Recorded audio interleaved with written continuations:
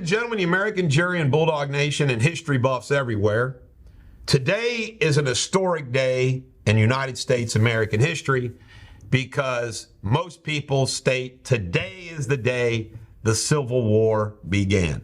And why is that? Today is the day that South Carolina fired on Fort Sumter. Now, let me tell you a little story, and I want to begin with this. It's been about a decade ago when we visited Charleston, South Carolina for a summer vacation. We loaded up the old family and went out on a boat to Fort Sumter. What blew me away about it is how far out in the harbor Fort Sumter actually is. And I was blown away that cannon from back in the 1860s could actually hit Fort Sumter. I was like, holy cow, this is way out there. And it is a stone fortress, and it looks just like Fort Sumter did at the time. Now, let me tell you the backstory and what actually happened. And this is amazing history. There should be a movie just about Fort Sumter. All right, here we go.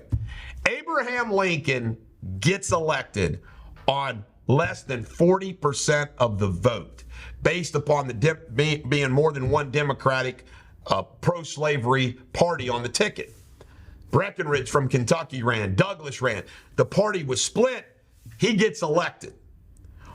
When he gets elected, before he gets to Washington, D.C., states start to secede, and that includes South Carolina. He gets to the White House. True story. He goes into the White House. Sitting on his desk in the White House, first order of business, is information about Fort Sumter, a federal fort out in the middle of the harbor in South Carolina, desperately needing supplies, and he had to make a decision whether he would resupply Fort Sumter or not, and the concern would be that South Carolina would consider any action an act of war. Well, of course, Abraham Lincoln made the decision he was going to resupply good old Fort Sumter. But this day in history, they fired the first shots. Now, this anecdotally, it doesn't get any better than this. The Union officer that was ahead of Fort Sumter was no other than Major Anderson. The Union general on the shores of South Carolina in charge of the Confederate forces was General Beauregard. Anderson actually taught Beauregard artillery at the academy. You believe that? His student. So they start firing upon Fort Sumter. Now, legend has it that the first shot was fired by this guy named Ruffian. You ought to check out the picture of this guy. He's got long white hair. He was Confederate all the way through. And of course, South Carolina, they were the first secessionists led by Calhoun. I mean, they started it all, right?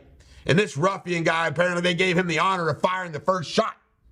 I don't know if it was from his musket. Of course, that couldn't hit Fort Sumter, but the guy's name was Ruffian. So they start firing on Fort Sumter, and Anderson ends up raising the white flag and giving up the fort. You ready for this? You know the only casualty in the firing of Fort Sumter, another great anecdote? A horse. No one died, Josh Wentz, only a horse. Now, fast forward, the end of the war. The South folds, the Confederacy folds. They surrender at Appomattox. Then you have the slow, it's all over with, okay?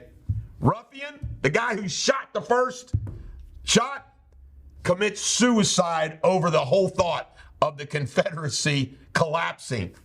You believe that? How's that for some wild history? Only here, Bulldog history. This is the Bulldog. Every dog has their day. Have a great day.